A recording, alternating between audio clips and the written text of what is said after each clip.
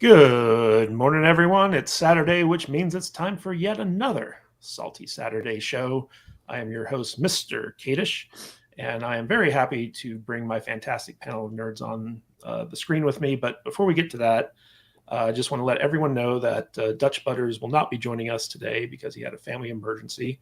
So we are sending all of our love and prayers and all that healthy, positive stuff that we normally don't do on this show his way.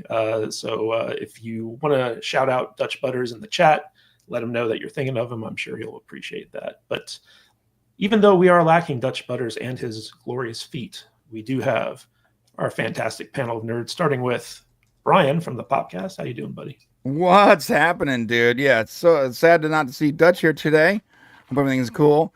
But I am happy to be here, and I'm super stoked to see Brett again. I haven't seen Brett for months. He said hello on Twitter beforehand, so thank you.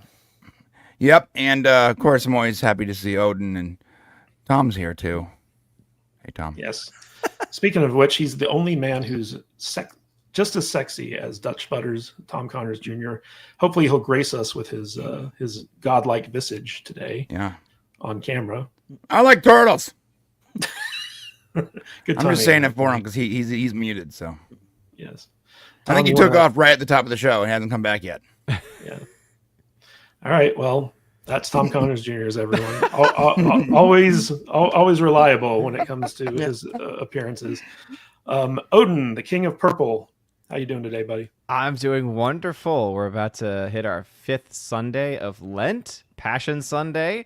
So just a couple weeks away from Easter. So I'm excited as always. And hey, Snow White is about to get decimated by a terrible Minecraft movie. So even more reason to be excited for this weekend. Yep.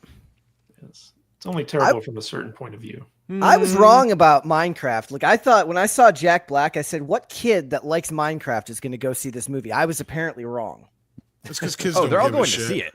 Yeah. I love going to see it. Minecraft. It's still great bad. movie. It could have anybody in it. They don't care. Yes. Okay. All right. And the man whose last name I'm sure I'm going to butcher, Brett Dasovic from Pop Culture Crisis. Dasovic, but this is the first Dasovic. time I've ever corrected you. That's fine. That's Yes. fine. When Please people get it correct wrong- me every time. Do I correct you every time? No. I said please do. Oh, okay. Call Yeah. him, I want to call get him- your name right. call him Daddy Dasovic. There. Daddy That's Dasovic. There you Daddy go. Dasovic. Welcome, Daddy Dasovic, yeah. to the show. I usually pride myself on just letting it go because I used to see those stories about people who would say it's racist if you say someone's last name wrong. I was like, no, nobody's gotten my name wrong my entire life. It had nothing to do with what I looked like. Yeah, well, people get my name wrong all the time, so That's okay. I sympathize with you. But I've known you for so long, and I still can't, pronounce your last name right. Some I feel things bad just about don't that. stick. Some things just don't stick in the brain. Yeah. People are always getting my name wrong too. Tom Connors Jr. I'm not Connors. kidding. They leave You you think, Connors. you think I'm joking, but like Tone everybody's like, Connors. no, Connor. Oh. Connor. They spell it wrong. So I like, can see spelling it wrong. I can Oh see yeah, spelling it wrong. yeah. So anybody who wants to sit there and pretend that like a last name is a racist thing, it's like shut the fuck up. It's like give me a break. Sorry for the F word already. But Wow. we appreciate Daddy Dasovic Really aggressive. coming on. It's the best way well, to we need remember some it. sort of yes. like maleness to balance you out, Brian. You're so queer. I'm so feminine. I bring the feminine So energy. Weird. He It's does. just weird. Weird. Weird. Yes, indeed. You know what isn't weird, guys, is our leaderboard. Hasn't changed in a while. Still top super chat has made you say butts, who's a Dutch Butters super fan. So he's probably not going to be in the stream today because Dutch is not here. But we also got our top contributor, Scotty Dub, who is still donated the most money to the live stream. So we appreciate him for that. Mexican Iron Man is our most consistent contributor, and because it's tax season, we will probably not be seeing him for a while. And of course, our top gifters are Jillian H., Major Chai Chai, and Eric Winberg. These guys show up every week and gift subs to our chat, so we really appreciate those guys and their support. Thank you so much for that.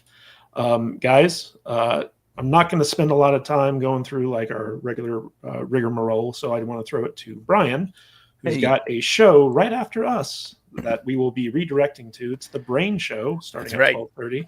Brian, what are you guys going to be talking about today? Well, Shane is back today, thankfully, We are talking about the terrifying new tariffs. Is it AI Shane or real Shane? No, it's real Shane this time. Tariffs. We're talking about the hypocrisy from people like Barack Obama, Nancy Pelosi, et cetera, the insane reaction from the media, and how people are very short-sighted about everything going on right now.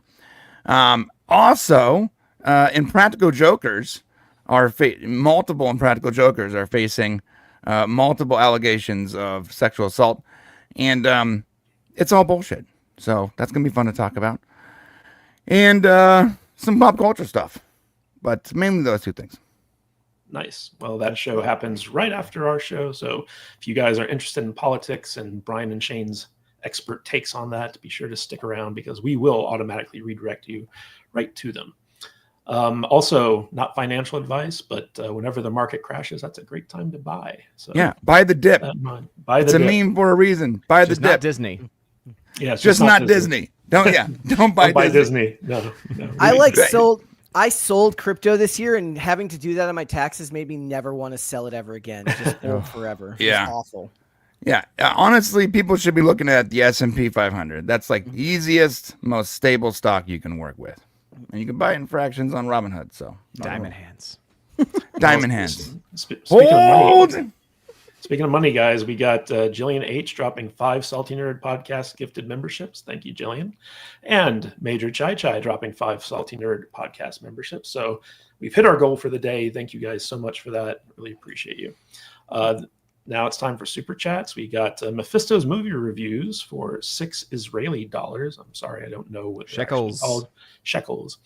On our show today, we are covering Constantine. Yes, and guys, right after the show is over, if you hate Brian as much as most people do, you can go over to Mephisto's movie reviews channel and watch the Real McCoy podcast, where they talk about movies and not politics. No, put them on multiple screens. One on There each. you go. There you go. People And we dislike got, me, but it's true. There was a poll taken once, and Brian is the most disliked person on YouTube. There you go. True. Yeah. It's true. Andrew Jacobs for $1.99. Nice to be able to super chat Brett and not Tim.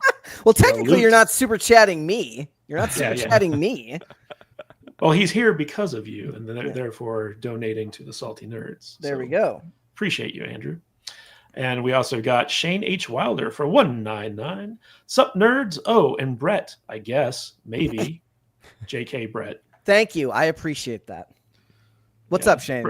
Brett, how does it feel to know that people secretly just want Mary on their podcast? Oh, I've never had much of an ego, so it doesn't really matter. I take it in stride. I actually prefer Brett to Mary, personally. That's just me. Well, Well, Brett's got to deal with Mary, and Mary might be a psychopath. No, I'm gonna put what Matt just said, like in my book when I write it. That's gonna be a quote in there. There you go. Yeah, I'll give you that one-liner that you can put on the back cover. Oh, yes. Yeah. All right. Then we got John Yulden for £4.99. Have a great show, guys, and all positive prayers and thoughts to Dutch Butters. Thank you, John. Really appreciate you. Johnny. Major Chai Chai for $5. Well wishes, love, and prayers for Dutch Butters and his family. Thank you, Major Chai Chai. Appreciate you. Shane H. Wilder again for $4.99. Brett, if you have to sell, use Coinly to do the tax work for you. Save the headaches and just hodl. Yeah, like I have a guy who helps me with the tax. Like I don't. He's got a guy. No, I got a guy. He's got a guy. Well. I'm way too stupid to figure that out. He's too wealthy to deal with his own taxes. No, it's a friend who does. He's got a guy. A buddy is like, okay, I got a buddy. A The guy Timcast crew just likes to roll around in their $100 bills. And No. shoes So and all here's that the thing. I have a buddy. So a guy is somebody you hire to do something. A buddy, like everybody's got that guy in town. He's like, I got a buddy who does this. He's got a buddy who works on cars. He's got a buddy who does windows. You got to have a buddy for everything. So, because it's cheaper. So I got a buddy. There you go. You know, it isn't cheaper are super chats with caveat ties for $2. I got highest Criticalist review score for Minecraft. So I guess he rated Minecraft the highest on Criticalist. Yep. Caveat I rated ties. it rad. Yeah. How dare you? Yeah. Odin doesn't like you, caveat, just so you know. All right, guys. So we had another big loss this past week. Legendary actor Val Kilmer passed away. And we don't usually talk about dead actors on this show, but he was in so many formative movies that we watched, kind of growing up, like our generation, stuff like that, that I wanted to ask you guys what your favorite Val Kilmer film was and why, but with the caveat that you cannot use Tombstone. Tombstone has been blocked. Tombstone has been blocked, so you have to choose something other than Tombstone because everyone says Tombstone. Fair. Everyone says Tombstone. So I'm going to start with the best movie. I'm going to start with you, Brian. What is your favorite non-Tombstone Val Kilmer movie? Batman Forever. Let's go. No, honestly, I'm kidding. I would say Willow probably. Batman Forever is my meme take. Willow. It literally is my second favorite Val Kilmer movie after Tombstone. I would say Willow. So why Willow?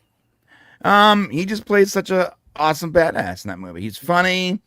He's he's charming. He's the Han Solo, character in that movie. And I think Willow is. I know a lot of younger millennials just haven't seen it yet, and it has like a sort of a slow burn, but it's a really, really good movie. And Val Kilmer is the reason for it. I know the main character is not Val Kilmer. It's a little guy. I always forget his name. But thank you. Yeah, Warwick Davis. Yeah, but without Val Kilmer, that guy is just annoying. So if that movie didn't have Val Kilmer, that entire movie would be just out and out the most annoying film ever made. Right on. All right, Tom Connors Jr., what's your favorite Val Kilmer movie? Well, I can't pick Tombstone. Yep. So pick something Probably else. The Doors, I guess, since Brian already picked Willow. Yeah. Doors is definitely a good one. Yeah. Why The Doors? This is Jim Morrison. Full frontal male nudity. There you go. Now we know why Tom likes it so much. All right, 'Cause Brett. I am the Lizard King and I know everything. Yeah. Daddy Dasovic. Heat. And I'll tell you why. First of all, he kind of that was one of my earliest exposures to flawed characters, not just because they're not really the protagonists of the film, because the film is more layered than that, but it's kind of, I have a lot of love for the actor who keeps a movie together, even though they're not the lead role. It's why I remember all the unknowable names of the television actors that I think keep the industry going because they bring great performances. And one of the reasons that television is suffering now is because there's so many people trying to act and there isn't that cachet of just really, really great supporting casts. And in that movie, the character of Christopher isn't the lead character. He's not even the lead bad guy, but the performance is rounded out by the way he, it's his gambling habit and his problems with Ashley Judd. It's all of the stuff that helps make that my favorite movie of all time. So if I had to say that, I would say Heat. All right, Odin, what's your favorite Val Kilmer film that is not Tombstone? So of the films that he has done, one that people probably aren't thinking about right off the bat because it was voice work on his part is Prince of Egypt.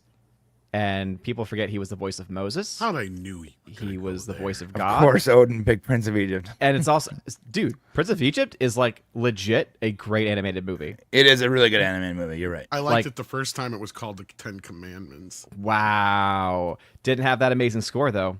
Charlton Heston. I stand corrected. Anyway, so Prince of Egypt is, I think, probably my favorite of the films, but my favorite performance is going to be somewhat of a newer one because I actually loved him in Top Gun Maverick because obviously like his, condition and all the things he had to go through health-wise limited what he could do, but like just the emotion in his eyes and the heart that you could tell he was putting into it, giving his all, was just really amazing to see. And had me in tears for that film. So I think that definitely is probably my favorite of his more recent performances. I'm handicapped here with Tombstone, but my favorite film probably would ultimately be Prince of Egypt. Right on, nothing wrong with that. But you guys missed out on the overall best, even better than Tombstone Val Kilmer Top film, Secret? which is, of course, Real Genius. What about Top Secret? Top Secret's good, but Real Genius is far superior to Top Secret, in my opinion. My brother would have to have me say MacGruber for a special shout out. I've never seen it. MacGruber! I don't like But- MacGruber, but my brother He's- loves it. No so. love for the saint. He's the bad guy in there, right? Did you even MacGruber. ask Brett? I Yes. did ask Brett. Yeah. Oh. Yeah, Even you're with the busy daddy eating moniker, he your still banana. mispronounced his last name. I was eating Yeah. a banana. You hear that, Mikey? It wasn't candy. No candy, just bananas. That is bananas. And yes, I am the destroyer of words and names, so I apologize to Brett. I'm just going to do a blanket apology, kind of like how Biden does a blanket, what do you call those things? Pardon. Pardons. Yes, exactly. For mispronouncing Brett's name constantly. No, I pardon You you. get a I pardon. have You given get you a a No, blank. no, pardon. no. I'm get a giving a pardon. blank apology. You not get a pardon. pardon. What It's pardon? blanket. You got it. Exactly. I forgot he was also in the amazing 2005 film Mindhunters, which is hilarious. Same year as Kiss Kiss Bang Bang. Yep. If you've never seen that Mindhunters was, before, it's got some gems. Eeny, meeny, miny, mo. Who's the next mother effer to go? Yeah, that's a Rennie Harlan film, if I'm not mistaken. The ex-husband Yes. of Gina Davis. It Otis is almost actually. sworded. Yeah. But not to speak ill of the dead, but I don't know if you guys know this, but I used to work in Hollywood. And if you watch our Salty Nerd review of the documentary Val, I kind of lay out a lot of tea about Val Kilmer because he was not liked in that town. I mean, he's liked now because he's dead, essentially. But nobody wanted to work with this guy because even though he was a brilliant actor, he was kind of a shitty person. So lots of stories. In fact, I can remember at my film school in LA, they did like a sneak preview of The Salton Sea, which is a good movie. But the director and one of the actors was in attendance, and they did like a Q&A session afterwards. And I remember asking them just point blank, I'm like, is Val Kilmer really as difficult to work with as we hear? And they stood up and they kind of like looked around to make sure he wasn't like hiding in the corner or something like that. And they were like, we have a lot of respect for Val, and they left it at that. So There you go. yeah, kind of interesting. But yeah, he did not have a good reputation in town. There was a story that Bonfire legend Dallas Sonnier told about. How he did 310 to Yuma. He's a movie producer. He works with Daily Wire now, and he said that when he was young, when he was a kid in 1996, his parents were looking to buy a house, and the house he was like snooping through the house at the showing and found pictures of Val Kilmer in a drawer, and then he told this real estate agent, look, I'm going to be a movie producer when I grow up, and Val Kilmer is one of my favorite actors. And then Val, she took them out back to a secret garage where he had the Batmobile from Batman Forever. Nice. And then he said that then Val Kilmer called them back and invited them back to talk to his parents and talk to him about making movies. And that he says that if he hadn't been sure, then he was ultra sure from that point on that he was going to work in Hollywood for the rest of his life. That's awesome. Yeah. Well, you can't be a bad guy all the time, I guess. No. You know who aren't bad guys, though, are super chatters. And we got Eric Winberg, who gifted one Salty Nerd podcast membership, his obligatory one every episode. Thank you so much, Eric. Appreciate you. And Nathan Taylor for $4.99 says, I like his Batman. So, guys, just real quick, in the rankings of the pre-Christian Bale era Batman, the Nolan Batman, how would you rank the Batmans? Batman 89 goes on top, I think. Are you saying the people who played Batman yes, or the movies entirely? So everyone's going to say what? Keaton, Kilmer, then Clooney? Animated series. And People- I mean, are we talking live action or are we just talking? Yeah. Just live action. Okay. So I actually kind of have like a small spot in my cold black heart for George Clooney. No. I feel like he gets shafted quite often. For playing George Clooney in a Yeah. Batman outfit? Because that's Dude. all he's doing. He was the only one to have a Bat credit card. So He did have the Bat credit card. What was the interest rate on that thing? That's not true. 76 animated filmation Batman has one too. Oh, It's animated, yeah, though. but We said live we're action. talking about live action, Tom. Stop. I know, eating no. He bananas has and the pay card attention. though. I'm saying he's not the only one who has one. In live action, he's the And only speaking one. of live action, you're missing one of the greatest. that Clooney is playing in that movie Adam West. Yeah. People forget he's not playing George Clooney in that movie. He's playing Adam West. Also, he's got the bat nipples on the suit. and all So that does stuff. Kilmer.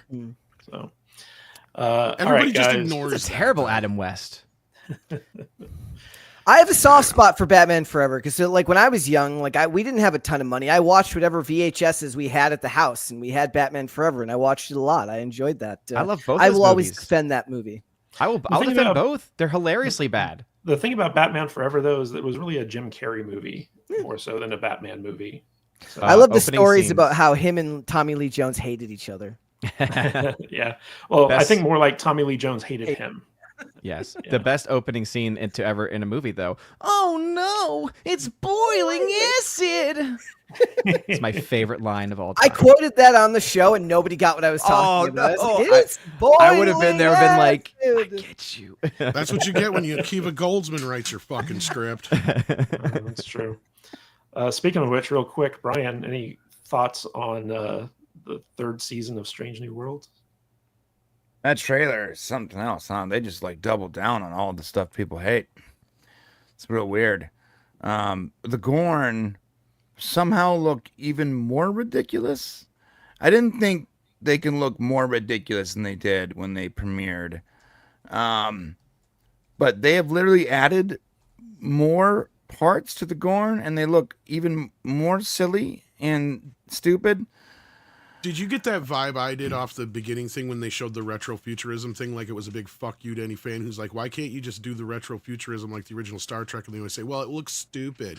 It's like, Right. well, yeah, it looks stupid if you're doing a parody of it like you are. If you actually Yeah. take it seriously and do it right, it could work. I didn't think felt about like that, That was but kind of a that's a fuck good you point. to the fans. Yeah, because they I did thought. start with that weird, and the aspect ratio changed. Yeah, I didn't like it.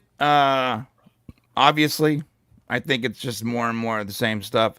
It's crazy how Strange New World started off pretty promising in that, like, it had some of the classic Trek tropes with like the crew and the episodic nature and the charming running man and all that. And then it just slowly became more and more like Discovery. It's insane how you start off with something that is semi-successful, at least, where the less tainted fans are enjoying it and the new fans are enjoying it. And then you just sort of keep doubling down until everyone hates it. Literally everyone. And unless you're part of the LGBTQIA++ minus community, whatever, like the majority of people that used to watch it no longer want to watch it. And now there are fans that are going to watch it and they're going to be like, oh, I love this because that's all they know. And they fell in love with that crew after falling in love with Discovery somehow. But the majority of Trek fans are really over it. And this season looks like they're just doubling down on that garbage. I know they were supposed to have like one more season, supposedly, possibly. I don't think that's going to happen. I think this is it for them. Yeah, I think it's just been hijacked from Akiva Goldsman, speaking of Right. Akiva. Like, because for those who don't know, the show started and this was something we had reported and I had heard, and he actually confirmed in one of the panels he was on, where when he had come on Discovery, that was not the show he thought he was making. He thought he was making something closer to Strange New Worlds, where it was going to be Pike on the Enterprise prior to Kirk, that era. So he's like, when he's like going through the Discovery shit, he's like, what is this crap? Where's Pike? Where's all this stuff? So what little he does know of Trek and probably does care about it, that's why the first season was semi-decent. But then he probably just lost interest and or Kurtzman hijacked it from him because it was one of the semi-successful things they had until season 3 of Picard. And look what happened there. Alex Kurtzman came in and cock-blocked any possibility of anything future happened there. So I think he did the same thing here. Because from what I remember hearing, he was pissed about this show because it basically he only had slots for 5 shows, and I guess, and this is I think from Robert Meyer Burnett or somebody else that told me this, so I think it's out there that basically like he had pitched the show to CBS underneath Kurtzman, and they had greenlit it, and that's what pissed Kurtzman off, and that's what took so long for Section 31 to happen because they're only allowed to have 5 shows in production at a time, is what the deal is. So like Yeah. I don't know. Yeah, you're probably right. I do something know that like that. It's been like 3 years or 4 years since this happened, but yeah.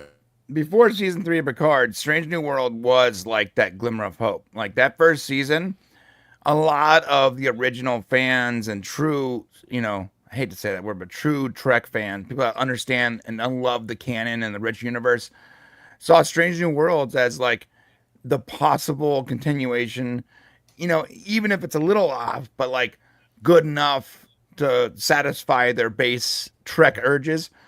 And then they just started doubling down on politics and parody. And what really destroyed it for me was the timeline stuff. Like that just ruined. I know a lot of people say singing, dancing Klingons is what ruined it for them. Whatever. For me, canonically, as a student of the Star Trek lore, as someone who I've studied it, I've made hundreds of videos about it. I love the lore of Star Trek, the canon of Star Trek. When they brought in, and I made 2 videos, Shane and I were so angry about this. We made 2 separate videos months apart trying to hammer home just how bad this was for Star Trek. When they brought in Khan and they pushed the timeline up 20 years and they just willy-nilly everything because they didn't want to deal with with the old canon, the established canon. When they did that and essentially canonically created a 3rd or 4th timeline even, and then came out and said, that's not the case. Don't think too much into it, nerds. We own the IP and we're telling you this is the correct timeline. There is no other timelines. And they tried to like sort of ignore 60 years of Star Trek and just force their ideas, or the idea that what we knew as canon is not canon anymore. It drove me nuts. That is what destroyed Strange New Worlds for me, because the fact that they can just ignore that 60 years of canon and then sort of push this idea that we own the IP, therefore we decide what the timeline is. And we're telling you there is no other timeline. This is the only timeline. I'm like, I don't care what you say as the owners or creators of this IP. Canonically, just story-wise, there are 100% 3 timelines. And all these crazy shills on the internet, on Reddit, and Twitter, etc., are like, oh, but that's not what the creator said. That's not what Akiva said. Akiva said there's only one. I don't give a shit what Akiva or Kurtzman said. Canonically, in the story, looking through Star Trek, there are now 3 timelines. That literally broke my brain to the point where I can no longer support it. And Picard Season 3 was enough to get me back on board for a few months. But knowing that that's not continuing, and they're doubling down on the Discovery Starfleet Academy thing with the hyper gay, just everything's super gay now in Star Trek. I don't understand how the farther we get in the future, the more gay everything gets. Everyone's just super gay. I mean, the ships are gay. Like the actual Discovery ship didn't understand its sexuality. Why does the ship even have sexuality? I don't understand. They're turning the ships gay, Brian. They're turning the ships gay. Yeah. But when after Picard Season 3 ended, and I realized that they're just going to double down on this crap over and over again and not continue any of the stuff that people are actually flocking to, that are signing petitions for, that are liking, I was like, all right, well, Star Trek is just sort of done for me. And I felt the same way about Star Wars. And then I felt the same way about Star Trek. And now I got one Star show left, and that's Stargate. And God damn it, don't mess it up, Amazon, when you eventually get to it. Well, Brian, you know what else started off promising and then quickly descended into terribleness? Are Disney live action remakes. And we're going to be talking about this news story that just broke about how Disney is going to kind of put the brakes on some of their live action things. So basically the Tangled live action remake has been paused indefinitely, but they still have kind of like, a couple other live actions going through, like Moana and Lilo and Stitch. And those are probably going to do better than Snow White, but Snow White actually kind of put a bad taste in Disney's mouth about how their live action stuff is doing. And it looks like the head of Disney's live action division got the boot on this stuff. And Disney keeps kind of piling on Rachel Zegler as one of the big reasons why this live action remake of Snow White failed. But it's been failing at the box office. It's been failing at the reviews, except for their premiere reviews where everyone was like, hey, all you Disney haters, ha ha ha, it's actually good. Turned out it wasn't. But I want to start off with Odin, because Odin has some box office numbers to kind of go over in regards to Snow White and how that's influencing Disney's decision to basically shelf Tangled, I think. Yeah, and really it's interesting because with how bad Snow White has been doing at the box office, I mean, we're talking about a film that has in several ways tracked behind the total number for the Marvel's film, which we all know was a catastrophic disaster, currently at only $148 million, which means that at the end of this weekend, there is a very good chance, and that's what actually makes it even worse for Disney and for Snow White. There's a very good chance by the end of this weekend that the new Minecraft movie, which sucks, by the way, though, of course, I'm not denying the fact that people are enjoying it. It still objectively is terrible. It is making a ton of money, though. And so Minecraft could actually end up making in one weekend more than what Snow White has made in its entirety. So that is going into third weekend territory for Disney Snow White. After 3 weekends, it will have already been eclipsed, most likely, based on the numbers and tracking we're currently seeing, by this new Minecraft movie. So that, I think, speaks volumes also, because that is the kind of numbers that they would be wanting for Snow White. But that's clearly not what happened. Instead, what they got is your dog trying to open the door again. Fun. Instead, what they got with Snow White was a catastrophic failure where, because of its massive budget, whether it's $270 million or more, right, whatever that final number ends up being, we're talking about probably close to 300-ish million in financial losses for them for this movie. And with how little it's making, per theater, like on the Thursday numbers, it was coming in like 4th or 5th place to a lot of other films. It lost to Working Man throughout the week as well, which, again, I'm not saying anything bad against Working Man, but there's no denying that Working Man's not going to be a huge moneymaker. But the fact that even that film is doing better than Snow White in the daily kind of speaks a lot. And the second weekend drop-off was pretty massive for this movie, right? We're talking, what was it, 60, 65, 66% or so. And we were expecting it to maybe even out this weekend, because usually family films leg out over time. And normally you would see in this weekend maybe a 30 to 40% drop. No, instead it's tracking towards another 60 or so % drop. So the fact is, no one's going to see this film. No one cares about this film. The film has a chance of not making it to $200 million globally. I think it will eke it out, because Disney always finds a way of eking out that last bit of money to reach certain thresholds. But even if it does get to that point, yeah, this film, massive, catastrophic failure, whereas Minecraft, that's right, Minecraft is going to be making a heck of a lot more in one weekend. Well, in Minecraft's defense, it is the most popular video game on the planet. It's doing better than Mario. I just looked it up. Mm-hmm. Yeah. But I I want to like throw 20 this. million more in its opening day than Mario. Yeah. Yeah. I want to throw this to Big Daddy Brett. Brett, what do you think about Disney's decision to pump the brakes on their live action remakes? Makes perfect sense. Go forward with what you know is working right now, which is Moana, which is what's the other one that you mentioned? Lilo and Stitch. Lilo and Stitch. Newer stories. Makes perfect sense to me that you focus on stuff that isn't classic, because they can't do classic well anyways these days. I'm not shocked at all. I also think they need to start putting social media restrictions on all of these actors if they want these things to do well. Do you think that Rachel Zegler was kind of like just like a lightning in a bottle type thing for this? Yeah. It feels like you couldn't had more stuff go wrong at one time. Like not just her comments, but if you actually look at it, it looks like the worst case scenario on all fronts. Not just her comments about Snow White, but then her issues in politics as they contrast with Gal Gadot's, the stuff to do with the dwarves. Like, there was no saving this movie.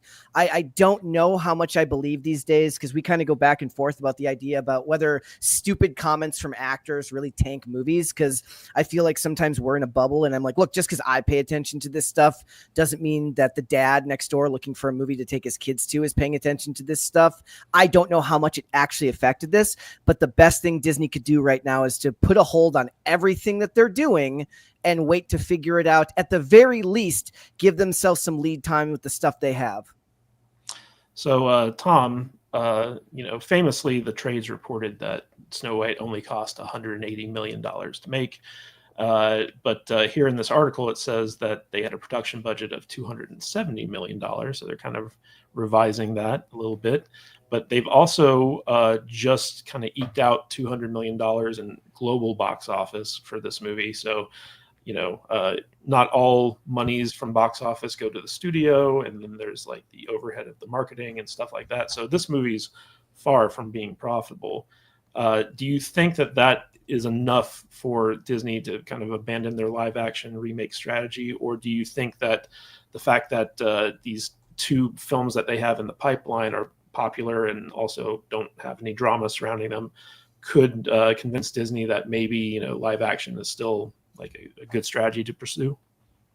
Well, first of all, I don't know where you heard this business that Tangled is being canceled because of Snow White. That's not true at all. The problem is that Black Rapunzel's extensions keep falling out every time I try to film a scene. So they have to delay it. They got to work that out. No, honestly, this thing made like $1.5 million yesterday. It's dead in the water.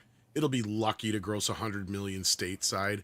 I'm surprised it's even doing that good outside the U.S. if it is. I'm sure Disney's doing some finagling here. At the end of the day, I think even Disney kind of just moved on from this thing and they're putting it in their own rearview mirror. I mean, they knew it was going to be a disaster. It's a bigger disaster than I think anybody could have predicted. Even though we all kind of said it would be this bad. And I said it was going to land somewhere between like the Marvels and what was the other one that just came out not too long ago that did real bad? I was trying to remember now. But anyway. Captain America. Captain America, yes, thank you. So it was going to land somewhere in between there probably because I still said that even Marvel still has a little bit more gas in it left than this shit does. Because, look, there's nothing really... There is no real reason why people should go to see these movies other than kids. Like, I get it, but, like, other than Aladdin and, Beauty and the Beast and a few first ones they had where it was more of a gimmick at that time in The Lion King. Jungle Book? Any of them? Yeah, but even in that, did that even really do that well at the box office? I think it did. I think it did. Maybe I'm misremembering that. I thought can't it did remember, $1 billion. but like I thought. Wait, which one? Jungle Book? Jungle Book one. I don't think that one did $1 billion. I could be wrong, but either way, I know the other three did, and that was my point. But other than that, they've all basically underperformed, or they buried them on Disney Plus, like Robert Zemeckis' Pinocchio. Yeah. Does anybody remember that? Nope. No. Yeah, Jungle Book capped out at 966 million. I was gonna say it was close, but not close. quite. Yeah. So yeah, that era there that worked, and then from there on out, it hasn't. So it's been what? How many years since Aladdin? I think that was the last $1 billion one. 2019. It was Lion King after that. Which Aladdin came was after so that. horrible. Bad casting. It could have been really great, but the casting was just incredibly bad. Well, Brian, as the largest Disney shareholder on the panel here, I wanted to ask you, it seems like a very simple formula, right? Disney has like this long beloved library of IPs. You just take the animated version and directly translate it to a live action version, but they've been, messing with the formula. They changed the story. They changed the race of some of the characters. They changed the sexuality of some of the characters. And then they're surprised that they start underperforming. So like, why can't Disney just figure out, hey, this is the formula we need to stick to? Well, yeah, it's a good point. I think Tangled is actually sort of hard to do live action. Like the story is much more adult than people realize. And even the toned down version of Rapunzel in the movie Tangled is still sort of like problematic. Like the dude, it's about a chick who likes it rough. Let's be real. She likes her hair pulled. Okay. She likes her hair pulled. The guy literally climbs into her window. The parent that is essentially kidnapped and narcissistic. Her tiara, which is basically it's an analogy for her virginity that she then gives to Flynn, and then Flynn splits, and all that. There's a lot more to that movie than people realize if they just watch Tangled. And think about it, like, what are you gonna do? How are you gonna race swap and gender swap all these characters in Tangled? Don't you think it's gonna look bad if there's a black dude crawling into a little white girl's window? Like, you can't do that, right? So I think there's a lot more variables with Tangled than other Disney properties. And Tangled is not even like the most popular they could make live action. So like if I was gonna go down that route where I'm making all my popular cartoons live action, like I wouldn't be doing Tangled next. I'd probably do Brave, but they hate redheads, so they can't do that. Right? So I don't know. I don't think Tangled is a good choice regardless. Well, makes perfect sense. So guys, let's talk a little bit about Superman. So recently, James Gunn's Superman, like he's been putting out, extended sneak peeks and trailers and all this other stuff, especially in the build up to CinemaCon, because this is basically Warner Brothers' linchpin movie, right? Like this is the thing that the studio is really banking on this year to bring in the bucks. And there was a recent test screening that basically didn't go quite as well as they were hoping for. And there's been a lot of mixed reaction to this. Some people are saying like, oh, this is the best Superman ever. And other people are saying like, well, it was just okay. And other people are saying like, what Who are you hearing this stuff from? was James Gunn thinking? I'll get to that in a minute, Tom. So so I'm not saying like I personally am looking forward to this movie. I think that it's going to be good. But there seems to be a concerted effort out there to either tank this movie particularly, or people are just being honest about like not liking James Gunn's take on this character. And there's this reporter named Viewer Anon. I don't know if you could actually call him a reporter, but they're a poster. And it says, just to keep expectations in check, the response I heard directly from Warner Brothers was decidedly less glowing than Daniel RPK's post. Not to say it went terribly, but it's a divisive film with a particularly silly tone. Some people click with it, some seem to bounce right off. And then there was another one here where Daniel RPK posted, I can't reveal any spoilers yet, but we'll say one thing, it's not going to be for everyone. Movie is like a series of shorts, very episodic and no real plot.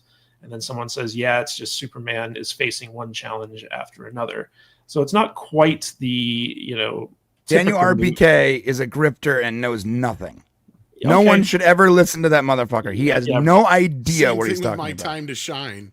Jesus. I don't know why anyone gives them any credit. They're worth nothing. All right, Brian, since you are our DC superhero expert, I'm going to start with you. What's your take on the divisive test screenings that have been leaking about Superman? Before that, listen, Daniel RPK is not worth your time. And he is in bed with GFR, Giant Freaking Robot. They are just nothing but clickbait, fake news. Everything they do is designed to lie and get you to click. They're not worth your time. As far as the Superman test footage, I have a person, and I'm saying person, that works as a projector engineer or technician, whatever they're called, at a pretty popular theater here in SoCal. And that theater does a lot of test screenings. And that person did tell me that she was able to watch a healthy portion of one of the screeners. This is the same person that allows me to come watch movies a couple days earlier and stuff. And her opinion was like shining. She loved it. But then again, she loves movies. So I don't know what to feel about that. As far as the footage itself, when we saw it finally after the Cinemacon people got to see it, I enjoyed it. I thought it was good. I loved the way the Fortress of Solitude burst out of the ground. I thought that was super, super rad. I liked the door. I liked the little robots. I liked the dog. I don't know, but first off, I'm a fan of Superman. It's one of my favorite characters of all time. I'm a fan of James Gunn, and above all that, I just want to see all the weird Snyder cultists cry when this movie hits $1 billion, because I'm so tired of their insane rhetoric online. There are people that are forming opinions solely based on other people that have formed opinions, based on people that have formed opinions, based on people that have clicked and put bullshit news out that have never even seen the movie. it's insane that this cult is so hateful of something they've never even seen. Oh, just because their boy Henry Cavill is no longer Superman, and I liked Henry Cavill as Superman. It's very odd to me. I like the footage. The people I've talked to that have seen the test screenings, or at least portions of them, seem to really like it. And you should never trust Daniel RPK. Never buy. Don't buy his Patreon. Don't go to his website. Don't trust a thing he says. He's full of shit. Brian, Daniel RPK loved the movie. I don't care.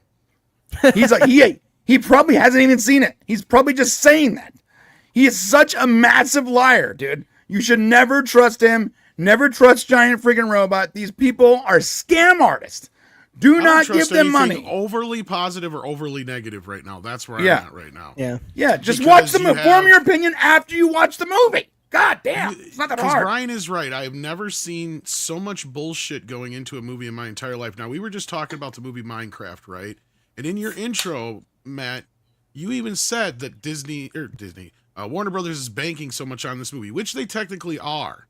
But there's going to be nothing but doom and gloom leading up to this movie, and everybody's going to ignore the fact that Minecraft just came out and blew the box office open. And it's one of the biggest openings since Deadpool and Wolverine. Right? And who has that movie? Warner Brothers. Right. Again, everybody keeps saying, Warner Brothers is dying. Warner Brothers is dying. Yet they have had more hits in the last 2 years than any other fucking studio. Okay, they've had Barbie. They've had Beetlejuice. They've had Dune. They've had the Godzilla movies. They've had a few other surprises here and there. Sure, they've had some bombs like Joker 2 and some other ones, and that's why they're probably going to shake some things up over there, because guess what? Zaslav doesn't fuck around. And that's what this really boils down to. You have two parties here that are going at this. You have the Snyder bros who just can't let shit lie, like Brian said. And then you have a Hollywood that is just full of ZDS, right? They have Zaslav disorder like you wouldn't 100%. fucking believe. Like nothing. 100%. Look, I'm not saying everything he does is good, but he can't do anything right. Not one fucking thing ever do they ever give credit for anything ever, period. Look at the Looney Tunes thing as a situation. They have completely misrepresented that entire thing. Like they just put out the other day, they're going full bore forward on Looney Tunes live action, Hanna-Barbera live action, or not live action, but movies and all this other stuff. Like everybody was like a week ago, they were going to sell Looney Tunes, weren't they? No, if you'd have listened to me a year ago when they put these movies on a shelf, I told y'all a brand new person just took over animation and they're cleaning the slate. They don't give a shit about these old movies, right? They want to do their thing now. That's why this stuff is being shelved. They're not getting away from the Looney Tunes. They're just reinventing the animation side because Matt, you can back me up on this. Warner Brothers has been a fucking disaster for the last 30 years with behind the scenes. Like their 100%. company, one part doesn't know what the other part's doing, and they're all spending money like it's going out of fucking style. And they never know one thing about the other. Like the one department doesn't work with the other department, doesn't work with the other department. That's why it took so long to get Batman the Animated Series on, because DC didn't run that. The animation department did. Didn't matter that it was a DC character. So it was so compartmentalized and fucked up over there that this is what Zaslav has been doing, is trying to streamline and fix everything, kind of like what, Elon Musk did with X, and just come in and try to clean house, because it's just nothing but years and years of problems. Also, all the criticism Zaslav got off of Coyote versus Acme, it was just announced that Coyote versus Acme was sold, and so it will get a theatrical release. Yeah, and if you ask any of those guys, they were telling you he wasn't going to sell it on purpose. He was doing it on purpose. It's like, no, they lowballed him. They went out there, they showed this movie to everybody, and they said, this is the amount we want for it. And everybody said, well, we won't give you that, but we'll give you like 30 million or whatever, I think was the highest that somebody offered. And they're like, well, we can't take that because that's even more of a loss than we'll take on writing it off on taxes. But yet everybody treated it like it was David Zaslav trying to take your Looney Tunes away from you. And that's the thing is, every time I get an argument about it with somebody, I ask them finally. It's kind of like with Trump. That's why I call it ZDS, because it's like, what has he done to hurt you? Show me on the doll where David Zaslav hurt you. Where did Zaslav touch you inappropriately to ruin your life? Because they go, well, the Looney Tunes. He's like, that's bullshit. Now we're seeing the proof is in the pudding. Like I've been telling you guys for over a year. They're not stopping. They're not selling. They're just cleaning the house. They got a new head of animation, just like they got a new head of DC, just like they're going to have somebody running Harry Potter. That's what he's doing. He's getting people to come in and run these franchises, IPs, and divisions and stuff like that. and it's just going to take fucking time. He's only been there for 2 years. Like, we're just getting to the movies where his team has been greenlighting him. That's right? so And true. And that's what people need to understand. And anyway, I didn't mean to go off like that, but this No, whole you got a good Superman point though, thing and people don't realize been that. just- It's only been 2 yeah. years. And this whole Superman thing is kind of like basically the canary for some reason, when I'm like, look, we already have more than enough proof. The guy wants to do IP driven stuff. He wants these movies to be popular. He wants them to make money. He's like, why aren't the Harry Potter and DC movies bankrolling the entire studio? They should be. That's what he's asking. And It's now some of he's the biggest waiting for that to IP happen. ever made ever in history. Well, I want to throw this to Big Daddy Brett because, Brett, James Gunn is one of those filmmakers. He has a very distinct voice, and you either like his style of filmmaking or you don't. And some of the criticisms around this sneak preview is that there's too much of his humor in it. It's too silly. And just when there's like a dramatic moment or whatever, it gets undercut by, James Gunn style humor. But I want to hear your take on this. What do you think about this movie, and do you lend any credence to these test screening kerfluffles? I never pay attention to test screenings at all, ever. Look, right now it feels like a whole bunch of internet jargon that's being designed to destroy the film. And that's terminally online to me, and that's not going to resonate with the average everyday person. I do think a slightly sillier tone, even though I wouldn't like it, I wouldn't like to see it undercut by that. I think that's going to get more leeway than the super serious tone that Zack Snyder's movies had for the Superman character. Like, So- I just, yeah. Are you looking forward to Yeah. this movie at all? Yeah, I mean, I loved the Suicide Squad. I loved his Suicide Squad movie, and in general, I like James Gunn as a filmmaker. But there's just so much Is that drama. Suicide around it. Squad or the Suicide Squad? The Suicide Squad. Hey, I like David Ayer too. I don't know if I like that movie, but I like. we The haven't Suicide seen his version of the movie yet, Yeah. so I don't know. Squad. Stupidest name change in history, by the way. I'm still confused as to which one's which. Test screenings, they just don't matter to me, and like for most of that stuff, I don't pay attention because I never know if I'm getting spin or real information. Zaslav derangement syndrome is absolutely a real thing, though. It actually is. My worst quality is I love how annoyed he makes everybody. Like, Yes. I love it. Yeah. When people get mad Love and they're it. like, David Zaslav did this, I'm like, oh, cry me a fucking river, dude. I don't give a crap. Like, bite me. Oh Like, no, Batgirl got canned. Yeah, Oh no. he makes the worst, most pretentious art nerd angry, and I love that. Yeah, it feels great. I do have one counter to this, though, and this is about James Gunn. And I actually like James Gunn. I'm a fan of his. But he needs to quit making this about himself. Yeah. I agree. This is not the James Gunn show. This is the Superman show. Why is he not trying to sell this movie on Corn Sweat? Because here's the thing that Brian Corn brought up Sweat. is true.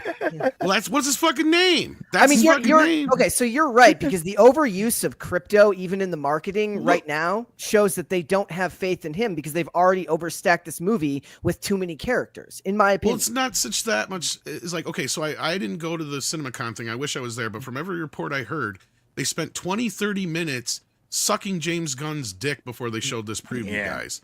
Yeah. Like, and that's what the problem is. This movie is being sold on James Gunn instead of Corn Sweat. When if you've seen the videos out there, he is going to be able to win people over. And that's the biggest problem is a lot of people, not just the Snyder fans, just the general public are going, why not Henry Cavill if they care that much? And this is why I think they should get this kid out there promoting this movie, and he should be the center of focus of this, because he's the one who has to convince us he's Superman, but he's a nerd just like us. I'm sure you guys have seen the video where he's like quoting the dialogue along to the soundtrack for Star Wars, right? Like, I mean, this is the stuff they need to get he's out there. one of us. They need to highlight him. James needs to step back. Also, Please realize- everyone that's seen it, bro, even the people that didn't like it or whatever reported bad stuff, everyone pretty much agrees that Corn Sweat is a very good Superman. So they should be using him to promote it. You're 100% right. Well, Instead of this the is where dog. James Gunn's biggest mistake is, and this is where I can't blame the Snyder homos for everything, because he is making it all about him. It's like, no, you're the head of DC. You're not. This isn't the James Gunn show, though. This is Superman. Yeah, you're right. You need to make it about Superman. The Gun Show. Yeah, the gun show. Well, and the preview should have been. This is my problem, and I agree with everybody who says the preview's bad, because it is.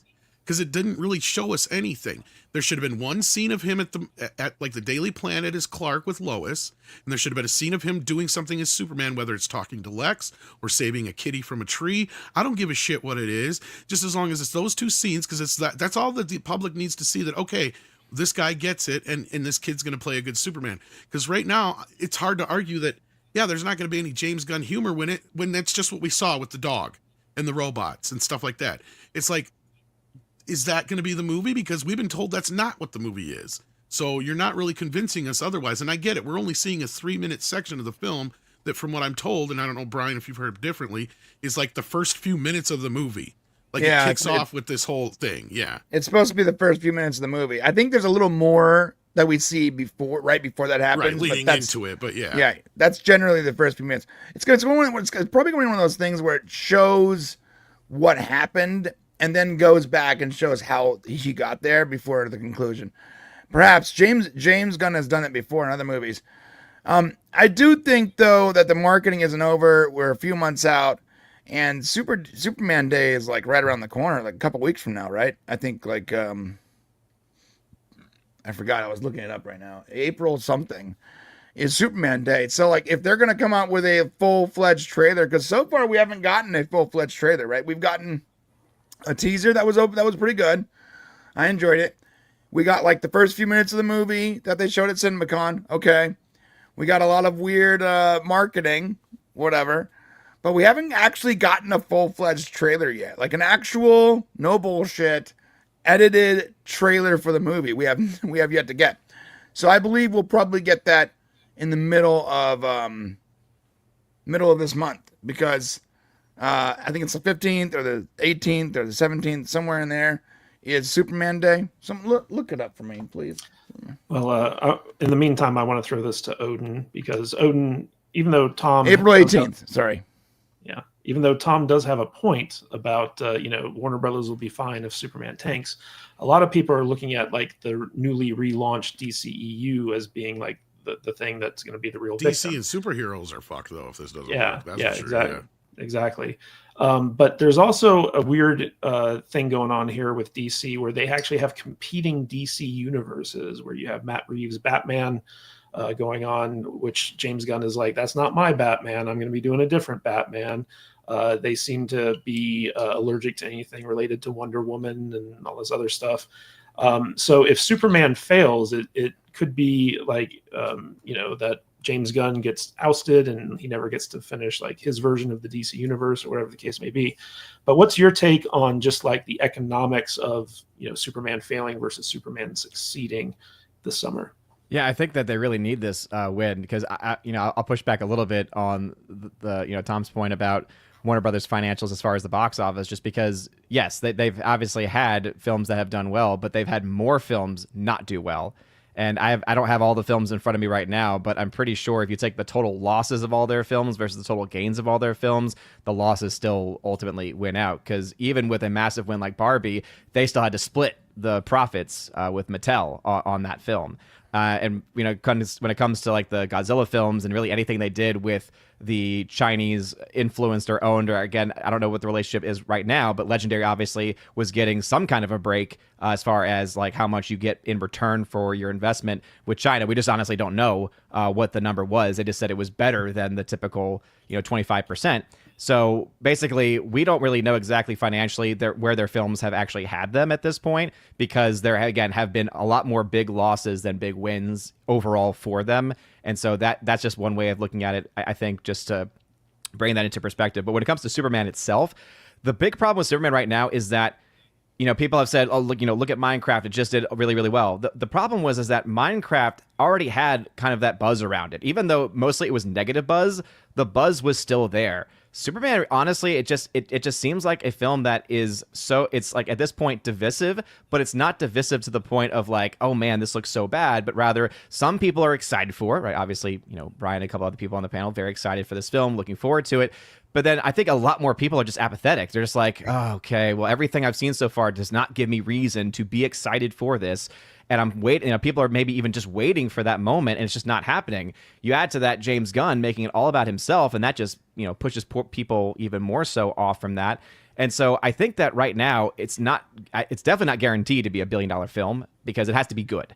It has to actually have that because opening weekend is going to be based off of how well they market the film. And I just don't think the film has been that well marketed to be able to build it up that much. Again, I'm not saying it's going to tank necessarily, right? Because obviously we are still very much, far away from that opening day, right? It doesn't come out until July. So they have a lot of room to run and a lot of room to really build up the interest for it. But I think James Gunn has proven himself already to not really be the best person to run this because, the mindset beforehand was, man, this DCEU is so confusing. And the general idea was, let's put someone in charge who has a competency, it seems, to be able to handle this and be able to make things better. Well, all that's happened is, in my opinion, is just things have gotten even more confusing in many ways, right? It was like, that's not my Batman. This is my Batman. This is holding over. These characters are holding over, but not that character. We're just going to pick this and pick that. And it's just very confusing. And again, I think that he did a great job with the first Guardians film. And I know that a lot of people also will go back to his writing on the Dawn of the Dead movie. But I asked the question of what have you done for me recently?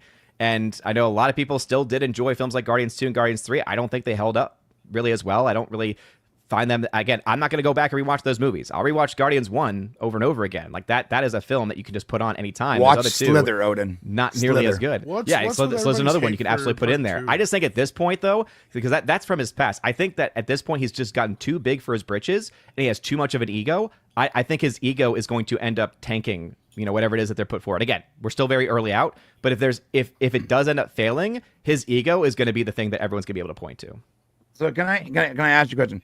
Yeah. So you said we have yet to see something that makes you excited about it, and I get that. So let me just show you this because I think that they're saving some information for this. Can you add that to the screen, Matt?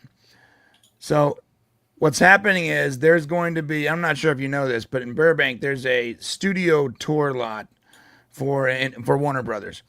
And they just announced on April 18th, I knew it was something like that, Superman Day is going to be a huge day that they basically celebrate Superman in every way on their lot. And it's going to be this massive event. So I think they're saving some of the marketing, especially the actual trailer that James Gunn is cutting right now. I think they're saving it for that day. I think that they're trying to slow burn the marketing. And again, we're still a few months out.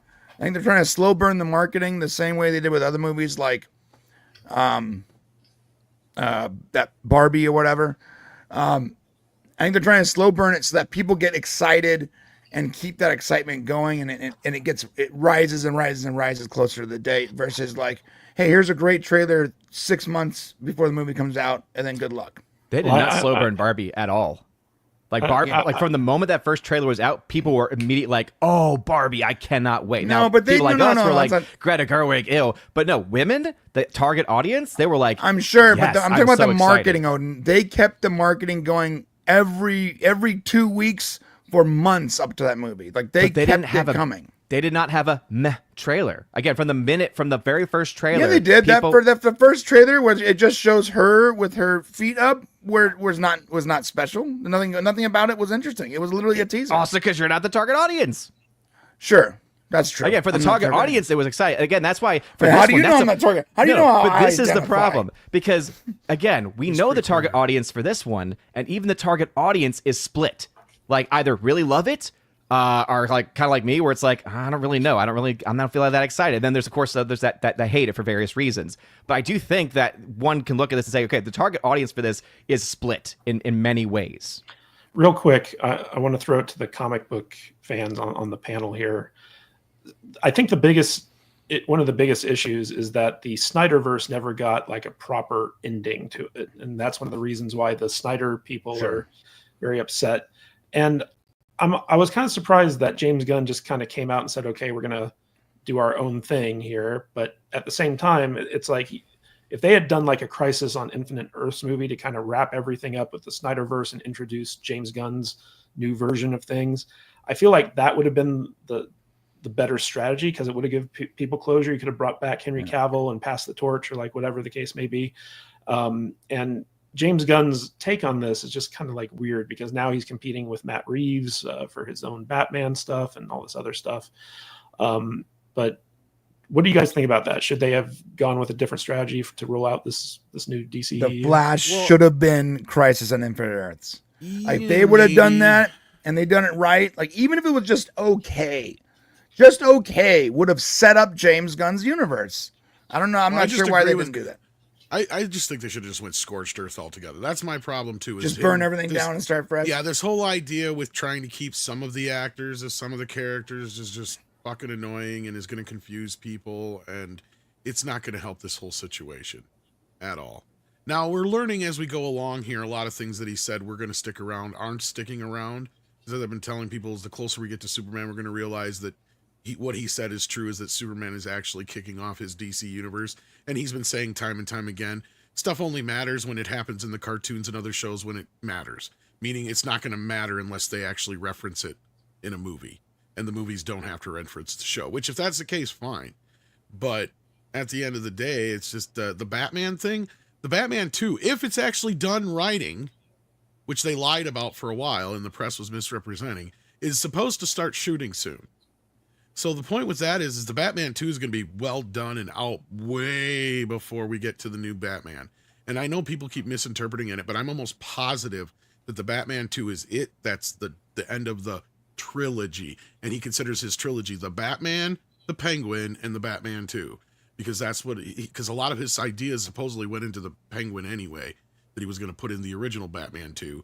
And I've been surprised they're still going forward with the Batman 2. The only reason I think it's happening is because the Penguin was such a success. And I bet you they were telling him to start shoving the Penguin into that script. But last I knew, as of the beginning of last month, they still weren't done with that script. Now, they may have finished it by now, so that's a possibility. But that's supposed to start shooting this year. I also want to get the panel's reaction to some of like the Cinemacon drama that's been going on the executive level. Now, I don't know if you guys have been following Cinemacon at all, but that's basically the big convention that's out here in Las Vegas, where the theaters kind of court the studios kind of court the theatrical owners and get them excited about releasing like their upcoming slate. And basically, there's been like some chitter chatter about kind of like egos and rivalries between like the studio heads here. And this is from the Hollywood Reporter. And basically, there's been rumors for a while now that Zaslav is going to kick Mike DeLuca and Pam Abdi to the corner. And these are the two who have been running Warner Brothers film slate. And they've been doubling down on a lot of auteurs, which I don't think is bad, but like the movies that these auteurs are making aren't really geared towards like a broad audience. And DeLuca wants more focus on IPs and getting like a lot of people to watch their movies, which makes sense. Also, real quick, I found this interesting in this article, even though it's towards the bottom, but this is the first time I feel like the Hollywood Reporter has really kind of like acknowledged this, which is basically when they were talking about Disney presenting at CinemaCon, they talked about how they're fully expecting that by this time next year, Kathleen Kennedy is going to be out the door. And Lucasfilm hasn't made it official, but there will likely be a new head of the company after rumors of Lucasfilm's boss, Kathleen Kennedy, is stepping away from the role she's occupied since 2012. And I feel like the fact that it's coming from the Hollywood Reporter, like that's the type of thing that's a little bit newsworthy. So I wanted to get just the panel's take on, this executive level drama that's going on at CinemaCon. You told me she was never leaving, Matt. She's probably not, but one can hope. But what do you guys think about this? Do you think that there's going to be a regime change at Warner's that could impact, the DCEU and Gunn stuff? Because there have been rumors that his partner in the DCEU could be promoted to, Saffron? Saffron, the entire film division. See, if that's true, that makes me think that that Zaslav's happy with Superman. But go ahead, Brian. I'm sorry. Yeah, I'm with you. That's exactly what I think. If Saffron, first off, Saffron's actually a brilliant administrator when it comes to film. The guy is able to make money out of less money. When a lot of studio heads seem to think that the only way to make money is to spend as much as possible, Saffron has the opposite opinion, and he's been pretty successful in making in administrating movies. That's why I thought that it was such a good team up with him and James Gunn, because James Gunn is a creative head of he's a creative person, a hyper creative sort of head of film, and Safran is more administrative, and you need both those types of people to successfully run a studio. And so I always thought having one studio head made no sense, because you have one person who's the money guy, the suit, who everything is about, the bottom line, and one guy, and that means he's not going to make the best movies unless he really trusts the people involved. So having two people that are in charge of a studio make a lot of sense. So if he actually gets upgraded to that position, I think that'd be good for Warner Brothers. Also, those two are, Pam DeLuca? I always forget their names. They're a bunch of numbnuts. They do not know how to manage their people. When the whole Henry Cavill thing happened, like, they were getting just pushed around by Dwayne "The Rock" Johnson and his production company. What's it called? Something Buck, something, I don't know, I forgot. But they were getting pushed around, and they're so easy to manipulate. And so all their decisions, just like the administration before them, were sort of based on selfish ideas. Like, how is this going to help my career? How is this going to help my slate? Versus, what's this going to do for the studio that I'm in the middle of actually working for right now? So I think it's great that if that actually happens, that they're going to be booted out, because I think they're bad for Warner Brothers, and ultimately I think they were bad for DC. And even if at the very end they tried to sort of pull up and do the right thing, quote unquote, I think it was way too late. They were just trying to save their own ass because they knew James Gunn was coming. James Gunn and Safran were coming in right behind him. So, I want to get Brett's take real quick on Mike DeLuca and Pam Abdi and how they've run the DC film slate. And do you think that they're actually going to get replaced? You're muted, Brett. I'm part of the nothing ever changes crowd. I tend to feel like nothing ever changes, but DC, right? Like what you said earlier about James Gunn was interesting, because, like, you're saying it's not the end for DC if Superman doesn't do well, but James Gunn has to worry about kicking off his franchises and his tenure at DC. And getting rid of the dead weight from the previous administration isn't a horrible idea. I thought the worst part of the whole thing at Cinemacon was all of the studios trying to tell the theaters how they can make money. Did you see that? They're like, less trailers, this, and that. Like, that to me was the most interesting part of all of that. For DC, I feel like right now they're never leaving the transition period. They've been in a transition period for years. And people think that launching Superman has to be $1 billion movie to kick off, James Gunn's franchise. Get rid of Pam Abdi, get rid of DeLuca, and Superman. I don't think it needs to hit $1 billion to kickstart this stuff for them in DC at Warner Brothers. I think they need to deliver a movie that's profitable, if not under $1 billion, and then from there on out, every movie has to have good word of mouth. But they're going to be fighting Snyder Bros the whole time. But the best thing you can do is, if you want to get rid of as much of that bloat from the past administration as possible, is get rid of them and start fresh. Real quick before we move on to our next story, I want to get Odin's take, because Brett, pulled up this thing that I noticed on Twitter. There wasn't enough resources to kind of make a whole segment out of it today, but it is the Hollywood lecturing theater owners on how to, save their business. Mm-hmm. And to me, like, I even tweeted about this. I basically said, like, hey, wouldn't better movies just be the solution to getting people back in the theater? So, Odin, I wanted to get your take on the Hollywood lecturing theater owners about how to save their business.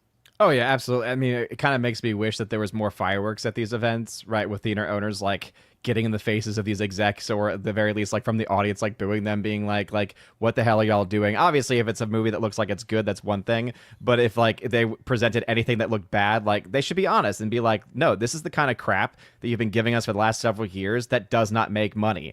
And because of the contracts that are still there, like and the splitting of these revenues, you know, the theaters in many ways eat a lot of that because they're the ones that people forget. People, you know, they make very little on actual like ticket sales in comparison to everything else that they make, especially their opening weekend, right? Studios, you know, when I was working at AMC, studios took, you know, and this is not just Disney, it was all studios, took almost 90% of the ticket sale on that given opening Thank you. A weekend. lot of people first 2 call weeks. me a liar when I say that, Odin, but Yep. I'm I can telling confirm. I can confirm because I you know, talked to my I was able to climb the ranks to be a supervisor, and I talked to my GM every day. And one of the questions that I kept getting, of course, was like, why are ticket prices so expensive? And he was like, and he basically was just like, well, I mean, you know, like seriously, if they even realized how little money we get from that, like 9 out of every $10 goes right back to the studio. And like it was because of that, like that's how I know, like just from this first-hand experience of knowing, hey, why does our popcorn and soft drinks cost so much? It's to offset the fact that there's nothing really being made, especially opening weekend. That's when most people come, and so it makes sense, right? You want to have, you know, to be able to make up money and make some money from those overall sales because the vast majority of that opening weekend stuff is going to the studios. I did see real quick, Tom. I did see a reply from like a theater owner who basically said, do you want to save this industry because you've been killing off all your revenue streams? They're like, bring back the 6 month, time period. Window. Well, this is kind of what I was going to get to. Yeah. Bring back physical media, DVD sales, bring back, like pay-per-view. Like, it's like you guys literally killed every single revenue stream that you had, and you're telling us how to run our business. Exactly. Go ahead, Tom. No, you were hitting right on the point I was going to get to, and that is that the biggest problem here, the biggest elephant in the room, is these movies have to stay in theaters, right? Because what Odin is saying is true. The reason theaters made matinees and could do movies for cheaper down the road is because they got to keep more of that revenue. The longer a movie stays in a theater, the more money they make. And that's why the theaters loved movies like Titanic and Avatar, because they would just keep playing and playing and playing and playing. And after those first few weeks, they get to keep lion's share of that now. Mm-hmm. They only have to pay a pittance off to the studio in rental fees compared to what they did before. So they love those kind of movies because those are the ones that are really their bread and butter. Because at the end of the day, what I've been saying to people is all the complaints that you have about theaters, you can turn right around and blame the studios for. The reason why they can't afford to have anybody work there to clean anything or to actually usher or take care of any problems is because they can't afford it, right? They only get $1 probably from each sale of a film, right? Until popcorn buckets came along, those were nice for them, but I'm sure those are starting to taper off a bit. Like, what was the last big popcorn bucket thing we had besides Deadpool and Wolverine? Ghostbusters. Dude. Yeah, but was that really that popular? That's what I'm saying. Like Nosferatu, I think, was maybe the only other one that maybe was semi-popular, but that was just kind of a gimmicky. But like at that point, they're kind of still. But that's the thing we were hearing last year, and I'm sure Odin had talked about this before too, is that most of the theaters were making more money off the merchandise they were selling inside there than they were anything else. So like that's the problem here, is they're kind of taking over the areas of merchandise that others. You know what if I was a theater owner, what I would do?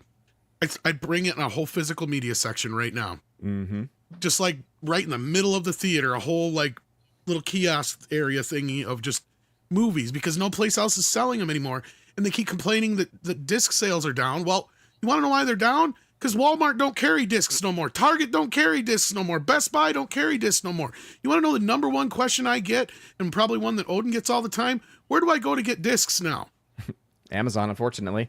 Yeah, Amazon, or you go directly to the source. Mm-hmm. Is basically it. And maybe some specialty, boutique specialty places. outlets. Yeah, like Diabolic DVD or Orbit or Xavier, one of those places, Xavier, or something like that. Yeah, or Arrow or whatever. But yeah, but even that's still going directly to the source. So yeah, imagine what they could do with that too, man. Like, imagine if you went to the theater and it's like with your ticket, you can get a movie like on discount or something, right? Like, and because they're pumping out these sequels. Okay, guess what? That means you can put the original film right there next to. They used to do that all the time. That's what I used to look forward to. So much money. Every time one of these superhero movies come out, you know what I would look forward to is, maybe this time we'll actually get the Incredible Hulk series with, Lou Ferrigno, because every time they would do one of these things, that's when we got like the original Spider-Man animated series from the 60s is when Spider-Man 2 or whatever came out in theaters. Mm-hmm. I was a kid in a candy store right back then because we got everything and anything as soon as they could throw anything they could throw at us. That's what they used to do it. And what the streaming services have done, instead of using them to kill the cable and television, because for some reason there's some holy cow to them, right? Like there's some sacred cow that they can't kill. It's like instead you killed the more profitable part of your business. You killed the theatrical release window, which was always set up. You had a 6 month to a year window for a movie to where it would play in theaters, then you would put it on home video and video on demand, and then a year after that you would put it on HBO and Showtime or whatever, and that would, all these areas where you would get paid for big time. And then the big fat nut at the end was when you would have the network television premiere. Well, guess what? The networks are gone. So fucking what? That's when you put it on your streaming service now. 2 years after the fact, not a fucking year, not 6 months, not 45 days. That's how this should work. Instead, they're killing their fucking services. They're killing their revenue. They're killing everything. They're killing the theaters. And they're wondering why people just don't give a shit. Well, yeah, it's I blame because Fauci. it's all Fauci's fault at the end of the day. It is. But speaking of going to the source, we got a couple of super chats to get to. Hemorrhoid Hurts for an Australian $2. It's 3:40, friends. Lucky for me, I got up to wee. Yes, it's very early in Australia. We thank you, Hemorrhoid, for always waking up early to join us on Salty Saturdays. R to the Icky has been a member for 7 months, and he dropped a $9.99 super chat to say people need to chill and wait for Superman to come out before judging. Yep. Plus, no one hated Henry Cavill. They disliked Snyder's dull and drab take on him. Plus, Martha! Why did you say that name? Why did you say it? Why did you say that name? Why? Exactly. And Kalikioki for $2. Chris Gore has also stated they're doing reshoots. Thoughts? Any thoughts on Superman reshoots, guys? I haven't heard anything about any reshoots. All I've heard of reshoots is from people who continually lie on the internet. So zero sources where they have a good track record. It's all, oh no, they're not reshoots. Based on what? A 4chan post, from a Reddit post, from Twitter, from Blue Sky. Shut up. Even if true, the discussion of reshoots now usually centers around when budgets get bloated for movies, and nobody's really talking about the Superman budget and being something of dire circumstance. Well, also too, like that's the other good point about the film too.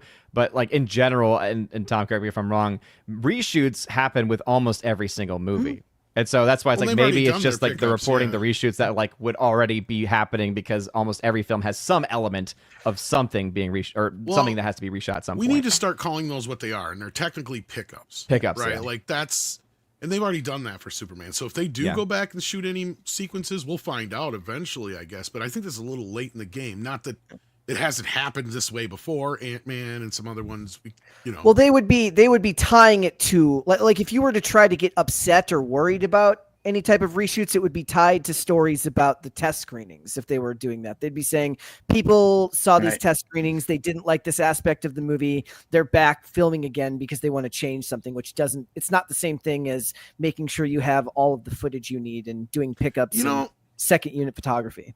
The funny thing about this, there's been so many test screenings supposedly of this movie, but yet we haven't had one single story breakdown leak yet. Every single time we've had a Marvel movie, a Disney movie, any other movie in the past, we've had a complete breakdown of the entire fucking movie before. I've read a complete breakdown of Coyote versus Acme, but I have yet to see one for Superman. So supposedly in all these test screenings, not one single person has taken the time to sit down and go through exactly what happened in the entire movie. That's a really good point, bro. That's a really good point. Have we had this before where like 6 months to a year out before the movie, when they're doing test screenings, we get a complete fucking breakdown of everything that's in the movie. Almost 90% of the time winds up being the movie. Mm-hmm. We haven't had one of those yet for Superman. Yeah, where's the detailed plot leaks on Reddit? On DCU, we haven't even got one. DCU on the other side, Fantastic Four, they've kept that pretty much under wraps too, because we haven't gotten nothing for that one either. You guys know what else we haven't gotten anything about is anything that Phoebe Waller-Bridge wrote, because apparently she just likes collecting hundreds of millions of dollars without actually having to deliver anything. And this kind of dovetails into the business of Hollywood. Because before Cinemacon, the big shakeup was Jennifer Sulky, the head of Amazon Studios, basically getting fired. They positioned it like she stepped down, but she got fucking fired. And at that Park Place, they talk about how before she stepped down from her position, as a fuck you to Jeff Bezos, she basically gave Phoebe Waller-Bridge another $30 million first look deal on there. But for those of you who don't know, Phoebe Waller-Bridge, the actress from Fleabag, and she's a producer, she's a writer, she's an auteur. Dial of Destiny. Yep, she ruined Indiana James Jones. Bond. Dial of Destiny.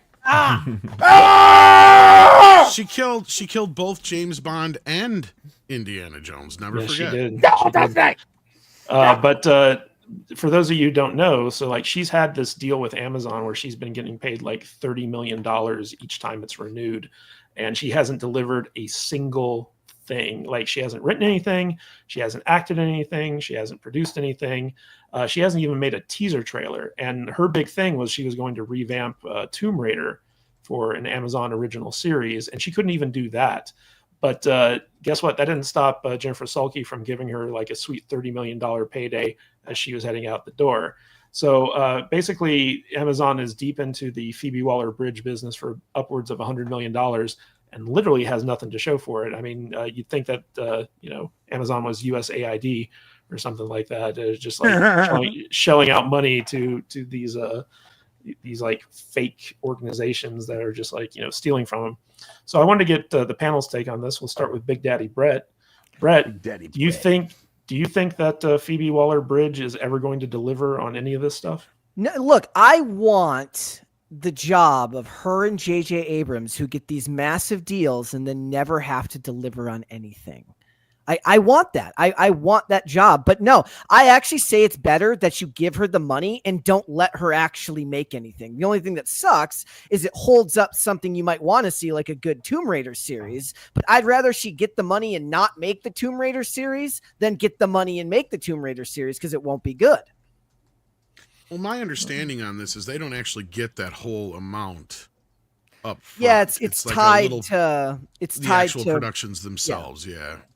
But still, like Kurtzman had a similar deal that Moonves gave him on his way out when he got Me Too'd as well. Well, and they were doing this with J.J. Abrams when he was supposed to deliver on the alternate timeline Superman movie that never got made and all of this other stuff. But those things were supposed to be trickling down to other productions that they were making that were tied to the company, and just nothing ever gets made.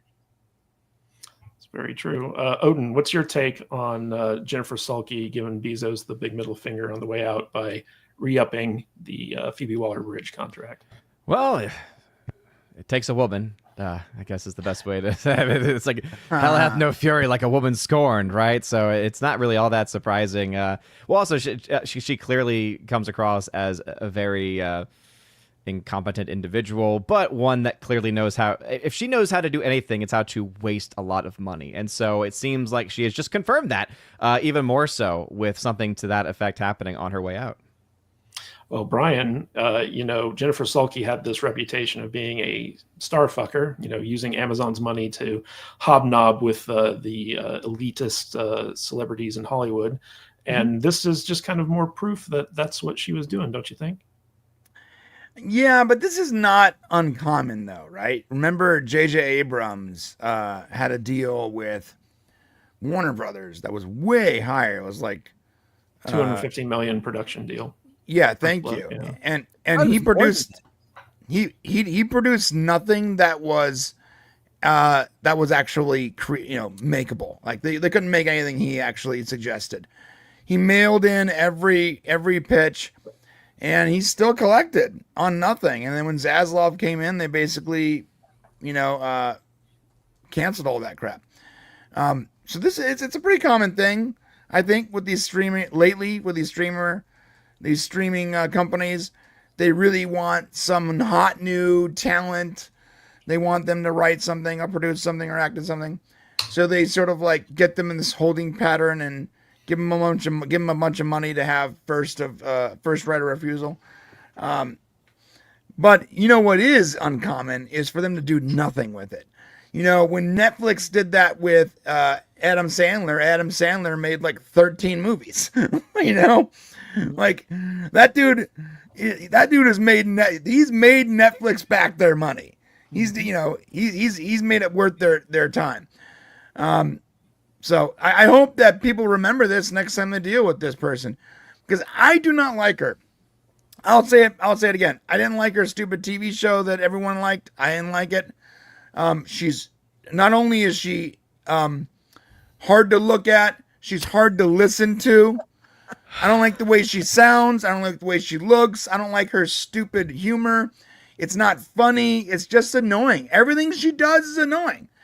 And then for her to get all of these accolades and all this Hollywood buzz to the point where she gets to ruin Dial of Destiny. And they give her all this money to essentially do nothing, effectively making her one of the most annoying people in the last few years for me. And I just really dislike her. In every way, I dislike her. Tom, why do you think she couldn't get Tomb Raider off the ground? I think she got pretty far. From what we've heard, wasn't it getting pretty close to happening? I think Sulky's exit might have that project might have taken a left turn because of that, and or they just couldn't find a way to make it work. Really, I mean, she's not the brightest person in the room, because I mean, if anybody looks at Dial of Destiny, there is a good movie in there. All you have to do is change out Fleabag for Short Round. There's your movie, and it works. Then everything works. Pretty much Everything works with Short Round, except for killing off Mutt for no good fucking reason. But other than that, yeah. If you change it out to Short Round, it actually has some emotional weight to it. Makes some sense. It would even make sense for him to punch Indiana Jones and take him back home because of their history. Well, why? And not only that, you would have this whole idea of why he would probably be questioning why Indiana Jones would have abandoned him as a kid, when, you know, you have the sidekick right there. He has his own sidekick. You have his sidekick get hurt, and then he realizes, oh, that's why Indy never took me along. And he would have been misinterpreting all this time. Remember, he was always about fortune and glory, kid, fortune and glory. So he was so he would be stealing fucking things from Indiana Jones to sell. It makes complete sense. And by the end of the movie, he would completely understand why Indy would have had to abandon him as a child. Not really I want to see that movie so bad. I hate you, Tom. I hate you for bringing that up. He now understands why the historical stuff is so important compared to Fortune and Glory. Yeah. Oh my God, how great of a movie would that have been? With just one character change. It's amazing how much smarter our expert panel of nerds are than anyone in Hollywood. It's pretty crazy. Real quick, guys, we got autistic statistic for 199. Abrams did produce that animated Batman series. That was terrible. So, that had the woman penguin in it? Yep. So did Matt Reeves, mind you, but yeah. All right. But Tom, do you happen to have like a celebratory sound effect ready to go? Depends on what you're celebrating. So, our top contributor, the man, the myth, the legend, Scotty Dub, dropped $500 on us. He's throwing down the gauntlet with made you say butts. Yes, thank you.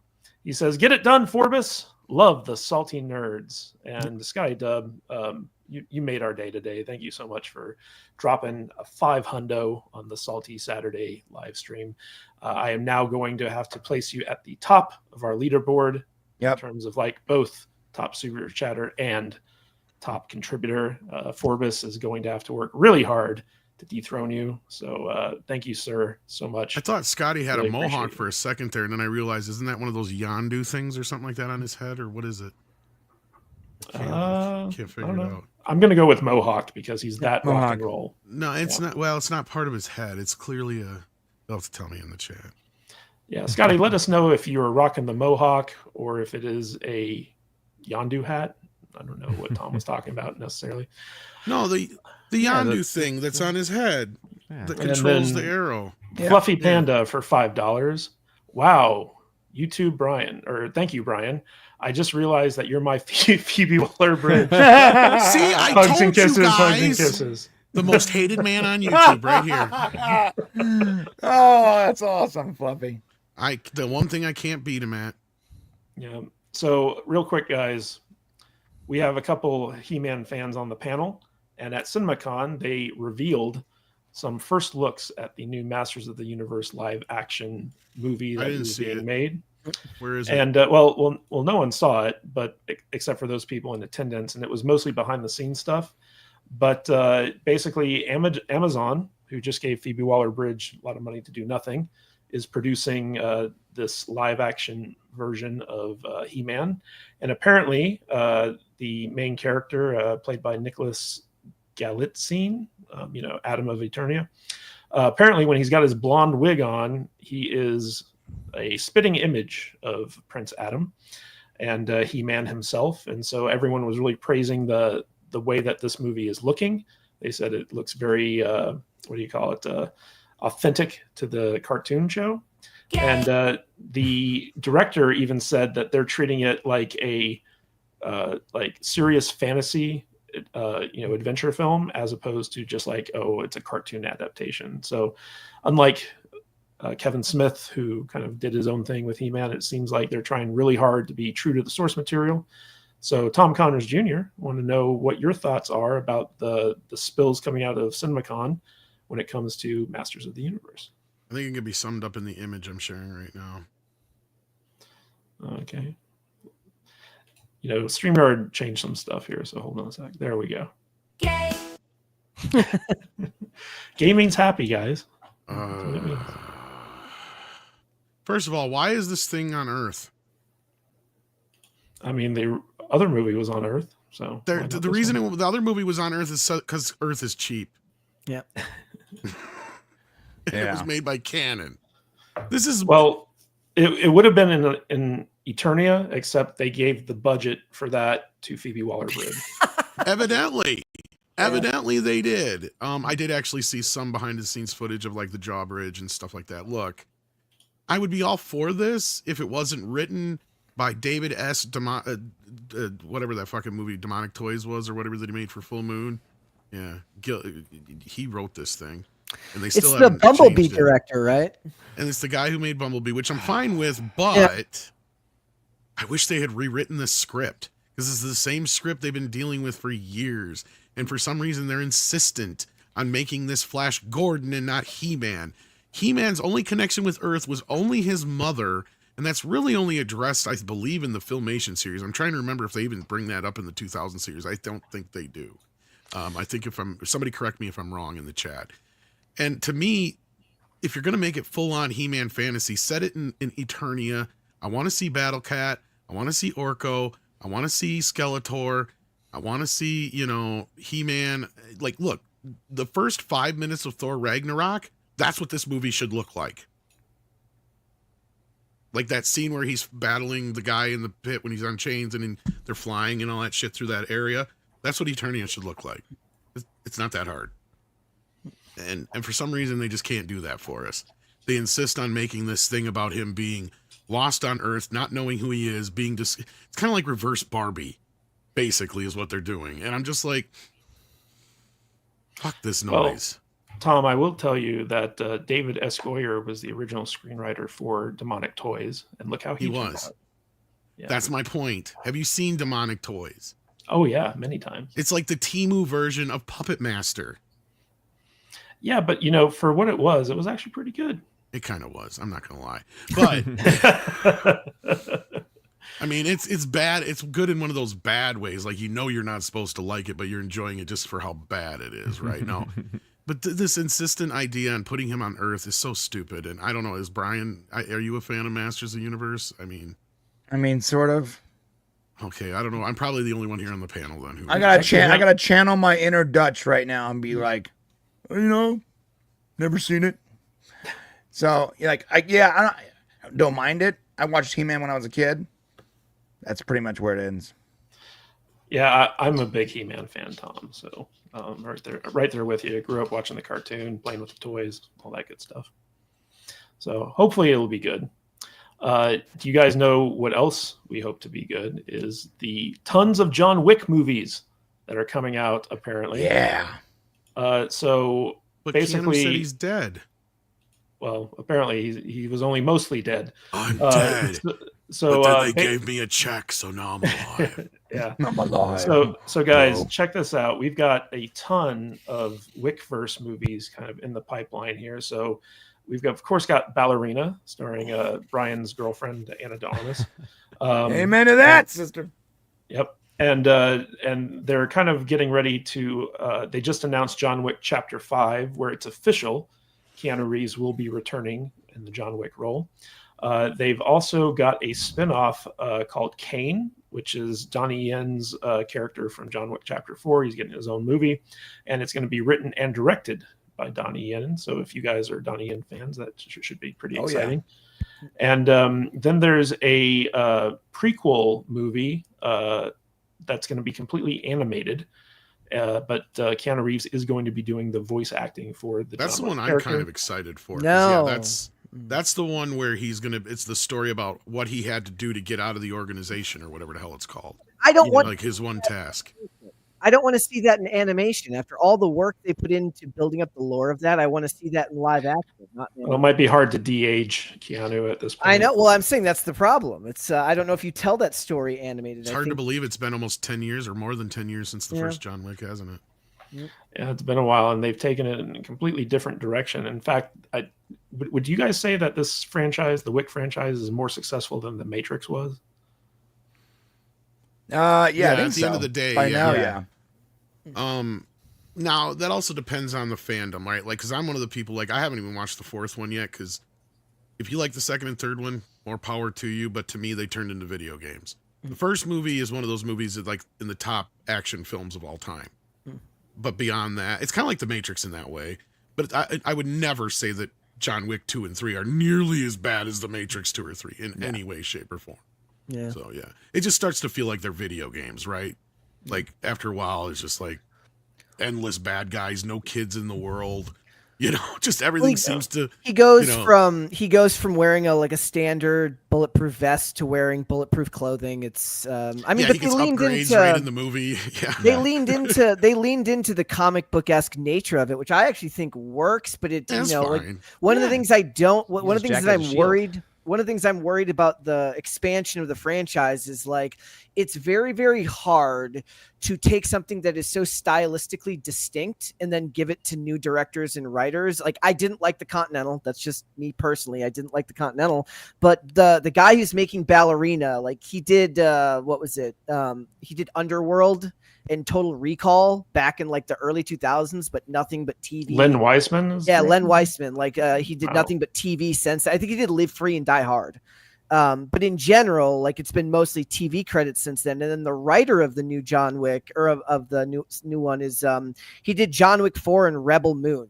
And I'm sorry, but Rebel Moon probably doesn't inspire a whole ton of confidence, but story is also less important than the visuals. So unless they're going to have Chad Stahelski involved, on the ground level of every project, it's going to start to feel drawn out.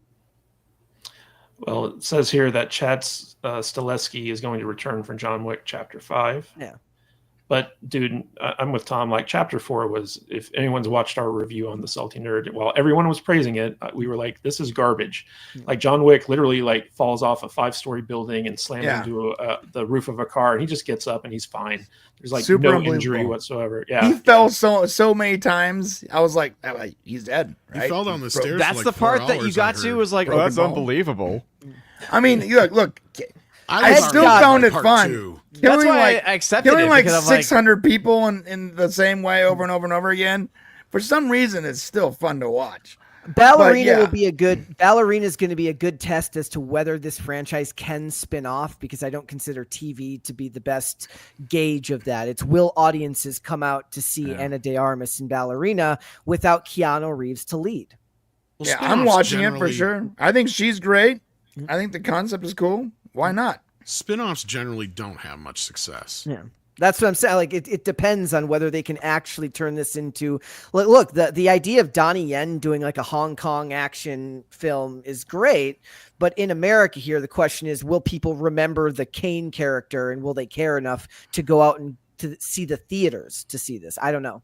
Yeah, well, that's the thing the that question, marketing. The thing that made the first John Wick movie so special was that they created this kind of criminal underworld sandbox that had so many interesting characters and so much backstory to it that people were like, interested in finding out more about it. And every movie they've kind of expanded upon this thing and made it richer and more interesting. But at the same time, like the stories that they were telling in it just weren't very good. So I feel like if they can really nail down the John Wick sandbox, where they can like set other stories and stuff like that in there, similar to like Star Wars or Star Trek, where you have this universe that's people just like getting lost in, as long as the characters and the stories are good. But Odin, I wanted to ask you, so like this is the thing that's keeping Lionsgate's lights on, right? Is the John Wick franchise right now. It's very similar to how like New Line Cinema like kind of built off of the that Friday Jason 13th Statham movies. Yeah, there you go. So do you think that this is a good play to go all in on like the John Wick movies just from like a financial security standpoint? Absolutely, yeah, because they have nothing else going on. Like their studio has done very poorly on a lot of their films. It was one of the studios back in even 2023 when I had like a full breakdown of how each studio did that year. It was one of the worst performing of the studios. Just because, again, they had some higher budgeted films that just ultimately didn't make a whole lot back. But yeah, John Wick has been great. And John Wick is the example I always go to as far as audience success. Every single film doubled its audience, like doubled its total, with the exception, of course, of the last one, but it still increased it. So every film was more successful than the last. And that's what you want to see. That's not something you typically do see in a lot of franchises, right? Normally it's that law of diminishing returns of, okay, you made a lot of money and then you make, less as time goes on. But that was the opposite. The audience grew for that. And so actually, I as someone who is actually a fan of 4, I do admit it's the weakest of the 4 films, but it's still John Wick, and it's still a hell of a good time and hilarious to boot because of how ridiculous it is, with some amazing fight sequences as well. I think some of the best sequences as far as the layouts are concerned, like everything that happened at the Okinawa Continental was just like phenomenal. Like I love that entire thing. I was like, oh man, the fact that they captured this atmosphere, they can make an entire series just on this alone. So I'm very excited to see what they can do with it going forward. Now they have to hit it out of the park, and I think that's the concern that people have, right? And I think it's a good one, right? If Chad Stahelski is not a major part of the creative process of all of them, then it's gonna, I think, cause some concern. But as far as the general idea, I think it is really the only move that I feel like they have left at this point. They've kept the budgets fairly low on these too, right? Like they're not overly expensive. They're not expensive, Disney level, but yeah, they've got more expensive. Yeah. But you know what's interesting to me about John Wick and its success is that it's a male-led action film. It's got hot chicks in it. It's got tons of like great action. It's turning your brain off. It's the 80s formula for action franchises. Not hard. And it's a huge success. And yet Hollywood just keeps putting these female-led action movies out there. It's all about, characters you don't care about, spectacle for the sake of spectacle. Like, why can't Hollywood make more of these types of action movies that is a winning formula? They can. It's Jason Statham now doing it with Beekeeper. Well, and Keanu can do that too. And they can continue. Yeah. Sorry. Working Man had a bunch of stuff in it that they took from John Wick, like subtly, like whether it was the cleaning service and the design around the back room at Hattie's bar. Like there was the calling, like the War Council and stuff like that. There were callbacks to John Wick. I mean, to action in general, but there was definitely inspiration taken from it there.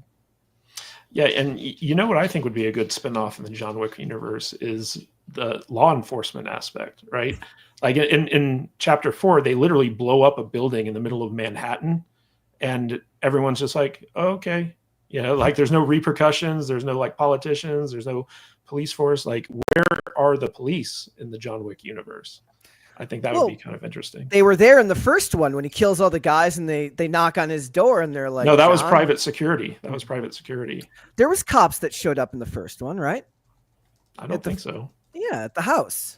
No, cops have always been absent in the John Wick universe. We've never seen any type of like law enforcement. Like where John Wick was living, that was like the neighborhood security patrol that came to his door, right? Because that was kind of like the retirement home for like assassins and stuff like that. And the only official people that we saw were the first responders when his house got blown up and stuff like that. So there are no police in this universe. It's just like very, very strange. Easiest job in the world for them. Yep. And what's not strange though is a Mexican Iron Man appearance. We got Mexican Iron Man for $9.99. John Wick 4 sucked. If John can't shoot the blind guy, this Mexican can. I'm at outdoor range doing real tactical training. Bring me blind Asian dude. LOL. Yeah, Mike is preparing for the upcoming Civil War and post-apocalypse, and he's probably going to outlive us all. And my response to him was, okay, so he must really hate the character of Daredevil since he's blind but can still fight. I mean, right. He does have superpowers technically. Odin yes, from the mutagen. But again, this is also a comic. Like, So let's be honest, John Wick is essentially a comic book universe. So the same mutagen that made the Ninja Turtles. Yeah, indeed. All right, guys, we had a lot to talk about today, and we talked about it. I want to thank my fantastic panel of nerds for being here today. Odin, Lord of the Purple. Any final thoughts, and where can people find more of you? Yeah, you can find me over at OMB Reviews on all of the platforms, especially YouTube and Twitter/X. And right now, recent update from Nancy, good old Nance over at Deadline, says right now the Minecraft movie is projected towards a $260 million global opening. This is nuts. That was after Tony had to eat some crow and say that it's heading towards $135 million domestic opening. They had initially the film at only 60 to 70 million. Of course, Warner Brothers too had kind of put that out there. They didn't think it was going to do that well either. At least their public face didn't think so. So shout out to like Box Office Theory, which didn't get it right either, but at least they were closer because they had at least at $100 million, getting towards that end. So, but you fun to break that down tomorrow. Check me out, geeksandgamers.com. I write articles for that website every single Sunday, and my box office breakdown around 3 p.m. tomorrow as well. And the man with the last name no one can pronounce, Big Daddy Brett. Any final thoughts, and where can people find more of you? Garth, thank you guys so much. That's my final thought. Thanks for having me on today. If you guys want to follow me, you can follow me on X at Brett Dasovic, and then follow Pop Culture Crisis on YouTube. We are live Monday through Friday at 3 p.m. Eastern Standard Time. It's fantastic background noise while you're at work. You should come put us on. Yeah, you guys run a tight ship over there. You've had me and Brian on in studio, and it was really fun to get to go out to the now defunct Cast Castle and see how you guys do things in a professional setting. Someday we'll have the Make It Rain money launchers around here Although somewhere. Brett kept putting his hand on my leg, and I don't know how I feel about that. Look, nobody was supposed to know about that. You said you wouldn't tell.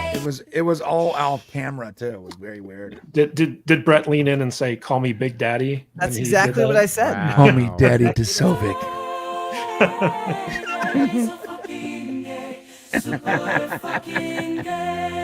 I pulled.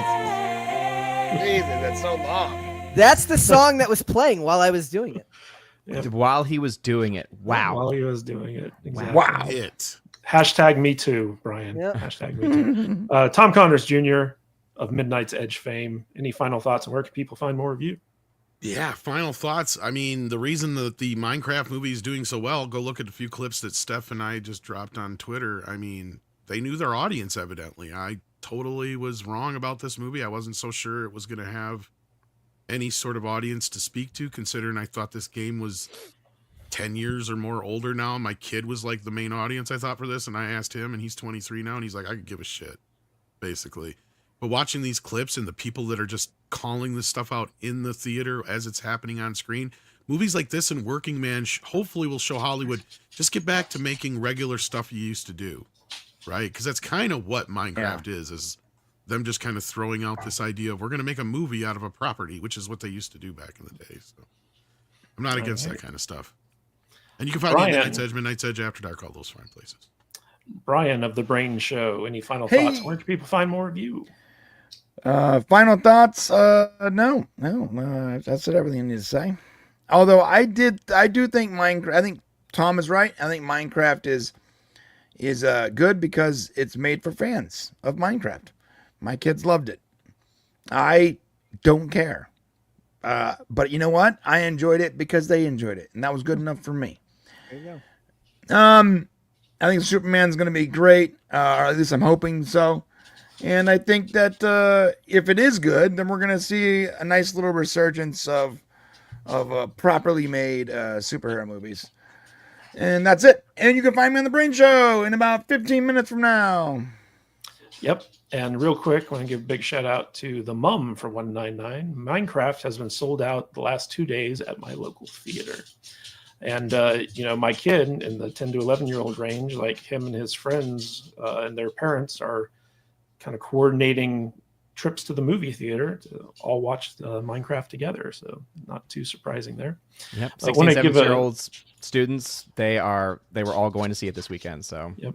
I want to give a big shout out to everyone who gave us super chats during the course of today's stream. We got Mephisto's movie reviews, Andrew Jacobs, Shane H. Wilder, John Yulden, Major Chai Chai, Caveat Ties, Nathan Taylor, Hemorrhoid Hertz, R to the Icky, Kaliki Oki, Scotty Dub, Autistic Statistic, Fluffy Panda, Mexican Iron Man, and the Mum. Sorry.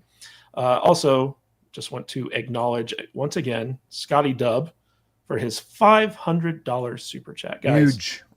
how many streams do you go on where we get $500 super chats? Not too many.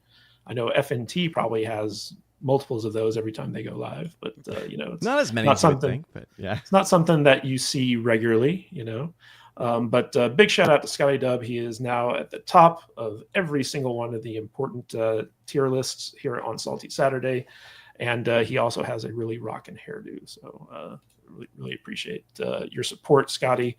You've been a long time. He's Mary fan. Poppins, y'all.